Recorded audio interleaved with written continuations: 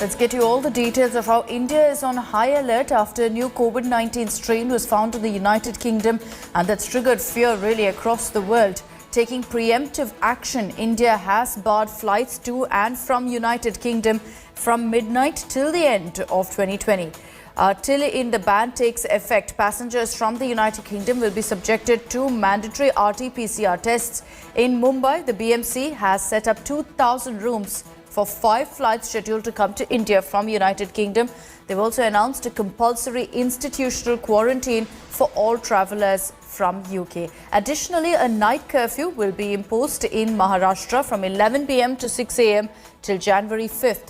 Maharashtra has also made institutional quarantine mandatory for passengers from anywhere in the Europe and Middle East. In Chennai, New Year celebrations on beaches have been banned. Along with this, celebrations in restaurants, resorts, hotels, clubs and roads have also been banned. As far as Bengaluru is concerned, no large gatherings will be allowed on streets. DJ parties wherein large crowds can gather, that will not be allowed either. After carefully considering all facts, there are reports from the United Kingdom. There are statements made by senior political leaders, including the British Health Secretary, that this new virus strain, which has been reported, is spreading at an alarming rate. Therefore, we have decided, starting from 23:59 hours Tuesday, 22nd December, all flights to and from the United Kingdom will be temporarily suspended till 31st December of this year. It's great that the government has been acting proactively on the issue. The government is alert, so we don't have to panic. Like other countries, we believe that government will take necessary steps to keep a check on the further spread of the coronavirus pandemic. Even WHO is working to understand the extent to which the virus may spread more easily, along with other human behavioral factors that may be driving transmission. It's also looking at whether the mutation causes more severe illness and can evade the antibodies generated by vaccination. The new variant of coronavirus has put the United Kingdom and really the rest of the world on high alert. Britons have rushed to supermarkets and stores to stock up for the holiday season after stringent measures were announced following the emergence of these new mutations of coronavirus. Many countries in Europe and really around the world have cancelled travel to and from UK. India has also announced a temporary suspension of flights to and from UK that will be in place till 31st December. Meanwhile, Dr. Vivek Murthy, who is also, besides the US President-elect Joe Biden's pick for Surgeon General, calmed fears by saying that there is no evidence to suggest that the new variant is deadlier and that the already developed COVID vaccines will not be effective against the new variant. That every country has to make its own decision. One of the things that's happened here is because we have the capacity to sequence the genome that makes up the coronavirus, and actually this country has done getting on for half of the entire world's sequencing of the coronavirus genome, 45%, I think is the figure I saw. We tend to be more aware of the variants faster, and there have been thousands of variants of coronavirus. It's just that the particular one that we've seen in Kent and London, the thing which has led to the Tier 4 lockdown, is a particularly virulent variant of the virus. So it means that it spreads more easily. Here in London, the skies are silent and so are the shopping centres. You can see behind me, I'm actually quite close to, not very far away from the Heathrow Airport, with the travel ban coming through. Now people are not able to travel as well. The only queues actually that we see here are outside the non-essential shops, that are the food shops. But that is going to be in a bit of a trouble as well with the new travel restrictions from EU. Of course, India has also imposed travel restrictions in the UK, but also travel restrictions from various parts of the UK where food comes from. So Christmas is really going through a very troublesome time indeed, and I'm going to be joined by Gary as well as Michelle, all geared up. Hello. Hello. Very different Christmas. What do you think? Horrible, absolutely horrible. The weather don't help, but it's put a dampener on the whole Christmas. It's been a year now nearly, and everyone's pretty much fed up with it. Travel ban, and now even probably will have a question mark on a lot of the veggies and fruit.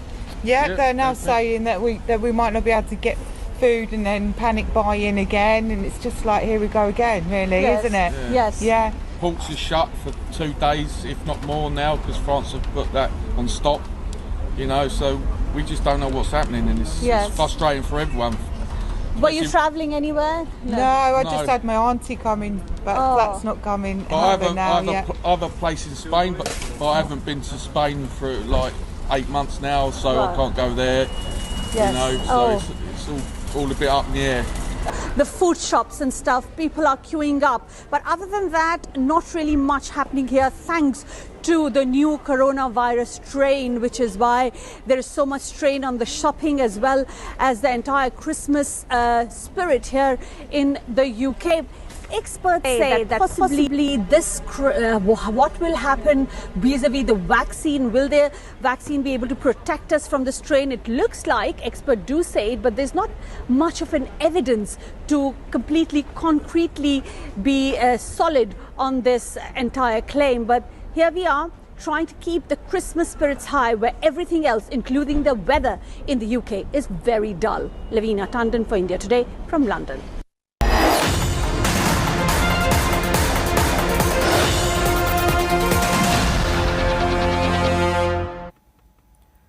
After Amit Shah declared that BJP will win over 200 seats in the upcoming assembly polls in Bengal, Mamata Banerjee's advisor Prashant Kishore has thrown a big dare, claiming that the Saffron Party will not be able to cross double digits in the state. Didi herself has upped the ante, hurling cheating bars jibe at the BJP. Manogya Loiwal reports from Battleground Bengal.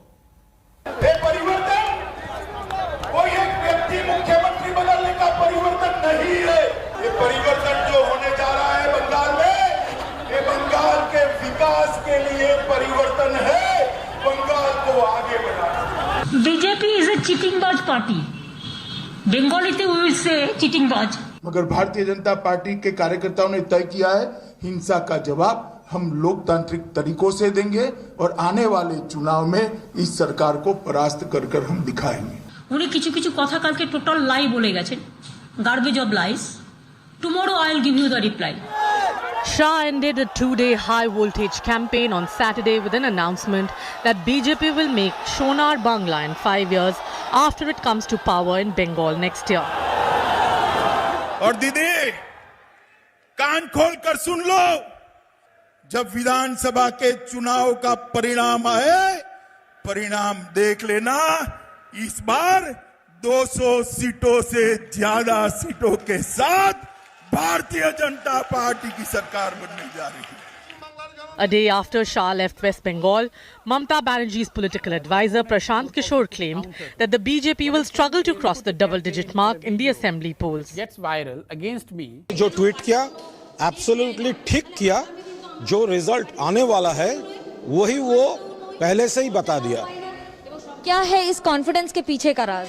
क्योंकि मास support, वो लोग उसका कोई base नहीं है, वो लोग politics कर रहा है और हम लोग बंगाल का जो पीपल है उनको सर्विस दे रहा हूँ। Prashant Kishore's boast cannot be taken lightly. Kishore is largely credited for the Modi-led BJP's spectacular rise to power in 2014 elections. The next year, Kishore's strategy saw the JDU-RJD Congress Grand Alliance in Bihar outwit the BJP. His reputation thereafter took a beating after he strategized for the Congress in UP. Kishore was roped in by Mamata Banerjee to strengthen the TMC's poll prospects, a move that has caused some amount of resentment within the ruling party. देखिए, I am a political person. 40 साल हम politics में है। कोई MBA, कोई ITI, कोई IIT का पास तो कोई लड़का आएगा 22 साल 24 साल का, वो हमको बोल देंगे ऐसा ऐसा चलो, ऐसा ऐसा करो। ये हमारा बक्स है, ये ओबे करने का कोई सुजग नहीं है। Several TMC leaders have left Mamata's fold, apparently upset with Kishore's new age strategies. The Chief Minister has made light of the rebellion, For now, her big worry is on how to counter the BJP campaign led by Amit Shah. टोलबाजी करने में number 1 है, भ्रष्टाचार में number 1 है, परिवारवाद चलाने में number 1 है, हिंसा करने में नंबर 1 है, बम धमाकों में नंबर 1 है, कार्यकर्ताओं की हत्या कराने में नंबर 1 है। जो बंगाल कभी नंबर 1 पर दिखाई पड़ता था, आज कहीं पर भी 20 के ऊपर नहीं दिखाई पड़ता है। উনি কিছু কিছু কথা কালকে টোটাল লাই বলে গেছেন, গার্বেজ অফ লাইস। আমি অমিত जी के बोलबो, अमित जी आप तो होम मिनिस्टर है, आपको ये शोभा नहीं देती कि आप कोई गंदा बात, झूठा बात जो आपका पार्टी वॉर का तैयार कर दे, वो आप क्रॉस चेक नहीं करके बोले, जिसको अंदाजा आपका नहीं है। आप पहले बोलने का पहले प्लीज क्रॉस चेक कीजिए, मेहनत करके। With the BJP snaring her top leaders, Mamata is hitting the campaign trail harder, claiming that federalism is under threat. Didi is also reaching out to leaders like Sharad Pawar in the hope of building a political narrative against the Modi government. Home Minister Amit Shah had raised several questions on the entire performance of the tenure of TMC government in past decade. In a rebuttal, Chief Minister Mamata Banerjee too clarified that the facts were not factually correct and there would be a response from the Ministry of the State as well as the Chief Minister too. However, amidst all this, these are a few questions being raised on why such questions are being raised only around the elections. With camera person Tapas Berry, this is Manogya Loiwal in Kolkata for India Today. Breaking news that's coming in. US President Donald Trump has presented the prestigious Legion of Merit to Prime Minister Narendra Modi for his leadership in elevating strategic partnership of the two countries and emergence of India as a global power. India's ambassador to the US, Taranjeet Singh Sandhu, has accepted the award on behalf of Prime Minister from US National Security Advisor Robert O'Brien at the White House. Prime Minister Modi was presented with the highest degree Chief Commander of the Legion of Merit, which is given only to the head of state or government. He was given the award in recognition of his steadfast leadership and vision that has accelerated India's emergence as a global power. The award also recognizes his contribution to elevate the strategic partnership between India and the United States to address global challenges. Let me take this across to our Foreign Affairs Editor, Geeta Mohan. Geeta, good morning. Just put this really in context for us. How important an award is this from the United States to the Prime Minister? Well, a very good morning, and it is a very important award. Remember, the biggest fight for the United States of America has been to battle China. And in that strategic cooperation between India and the United States of America, the elevation in the Indo-Pacific realm has really elevated the US's fight against China in the region. And for that, India's role has been very important. And therefore, the military award, that's the Legion of Merit, to Indian Prime Minister Narendra Modi becomes of significance over here, because the elevation of the US-India strategic partnership is vis-a-vis what US considers the biggest threat today, not just to the United States of America, but to global peace and stability. And in that fight against those who are causing instability and destabilizing the region, India's role has been very important, and therefore Prime Minister Narendra Modi has been awarded the Legion of Merit by President Donald Trump. Also, for Donald Trump, there are only very rare few leaders across the globe who have really played an important role and have aligned and allied with Donald Trump. And Prime Minister Narendra Modi certainly understood the importance of this elevation of strategic partnership between India and the United States of America. The relationship is a continuum, and the military relationship certainly is something that India has invested in. Therefore, the Legion of Merit, a military award of the United States Armed Forces, is given for the outstanding services and achievements and collaborations, and India and the United States of America in the recent past have really shown that. Absolutely. But Geeta, when we talk about this particular award being given to the Prime Minister, has there been any statement really that's come in from Prime Minister Modi or from the MEA? Well, as of now, there has been no statement. We await a statement of acceptance, given that Ambassador Taranjit Singh Sandhu, who accepted the medal on behalf of Prime Minister Modi, has happened only when it was late night over here. So we're waiting for a response and a statement from the administration over here as well. All right, But Geeta. the National Security Advisor of the United States of America certainly has been tweeting about it and has said that Trump also presented this Legion of Merit to the Australian Prime Minister and the former Japanese Prime Minister Shinzo Abe. The awards were received by the respective ambassadors. So basically, it's the Quad that has got the award. The India, US, Japan, Australia Quad leadership that has come about, and there has been leadership and a lot of investment in ensuring that it is elevated to the highest level. That's the leadership level is the reason why I suppose Quad has got the award. All right, Geeta, I request you to stay on with us because more breaking news that's coming in. US President-elect Joe Biden has received his first dose of the Pfizer COVID-19 vaccine at the Christiana Hospital in Newark in Delaware, and he urged Americans to get the vaccine as soon as it's made available. At age 78, Biden is in the high-risk category for the highly contagious respiratory disease.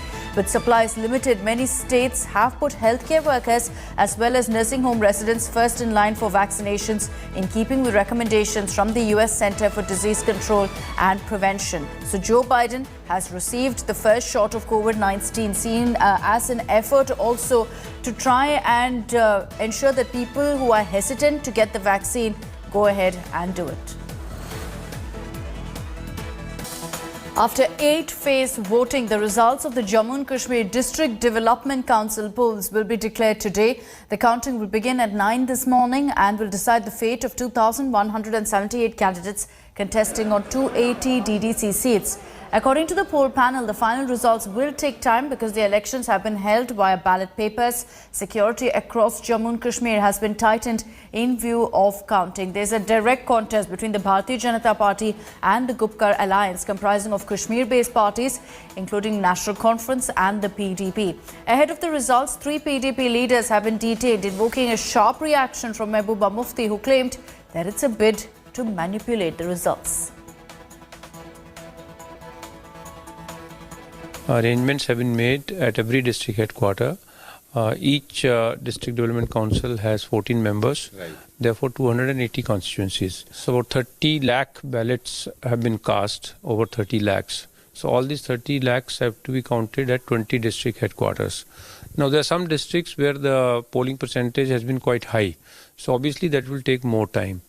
On the other hand, we have some districts where the total number of vote polls is on the less as compared to some other districts. Jammu Kashmir के अंदर जिला परिषद के चुनावों में जो भारी मतदान हुआ है, ये एक नया इतिहास बना है। आतंकवादियों, अलगाववादियों और पाकिस्तान की मानसिकता वाले शरारती तत्वों को जम्मू कश्मीर की जनता ने रिजेक्ट करके लोकतंत्र में अपना विश्वास व्यक्त किया है। ये बहुत बड़ा निर्णय जो नरेंद्र मोदी साहब की सरकार ने लिया है जम्मू कश्मीर के परिप्रेक्ष्य में। जम्मू कश्मीर की जनता ने नरेंद्र मोदी साहब के आह्वान पर जो बढ़ चढ़कर मतदान किया है, बैलेट की जीत हुई है और बुलेट की हार हुई है। After the successful District Development Council elections in Jammu and Kashmir, now all eyes are on the counting of votes, which will begin at 9 a.m. Right now I am standing at a counting center here in Jammu, and behind me you can see that the staff has already reached here and they are giving final touches to the arrangements for the counting of votes. At sharp 9 a.m. ballot boxes will be opened and then the counting will begin. The fate of the candidates will be known by evening, and the counting is going to take time because this time, this district development election, which took place for the first time here in Jammu and Kashmir, the polling took place through ballot paper and not through electronic voting machines, and that is why it's going to take time for the final results to come out. But During these elections, what was witnessed that people of Jammu and Kashmir showed great enthusiasm, and that is why long queues of people were seen outside polling booths. Huge turnout was witnessed here in Jammu region, and in Kashmir Valley also, people in large numbers came out to exercise their democratic right. Now all eyes are on the counting of votes, which is going to begin at 9 a.m. Staff has already reached here. Final touches are being given to the preparations and arrangements. And since these elections have taken place in the middle of a pandemic and now counting is also going to take place, so proper SOPs have also been laid down, and that is why you can see that the staff which is going to do the counting of votes is wearing masks, and there are sanitizers here which have been kept on the table. So all arrangements have been made. Voting will begin at 9 a.m. So the counting begins at 9 a.m. and we'll get you all the latest updates on that story through the day. Another story we're tracking closely this morning. Prime Minister Narendra Modi is the chief guest at the virtual centenary celebrations of the Aligarh Muslim University. This will be the first time in over 5 decades that a Prime Minister will attend an AMU event. Union Education Minister Ramesh Pokhriyal Nishank will also join the event via video conferencing. Prime Minister Modi will address the event at 11 a.m. and also release a special postal stamp to mark the occasion. The last time a Prime Minister attended an event at the AMU was Lal Bahadur Shastri back in 1964. Before him, Prime Minister Jawaharlal Nehru had also visited AMU 4 times between 1948 to 1963. Ahead of the centenary celebrations, AMU Teachers Association wrote to Prime Minister Modi expressing hope that his presence will help increase the overall autonomy and development of the institution. AMU's Vice-Chancellor also requested staff and former students to keep the event completely apolitical. Hi everyone, Preeti Chaudhary here. Hope you like this video. For latest news and analysis, like and subscribe to the India Today YouTube channel. And don't forget to press the bell icon to stay updated. Thank you for watching.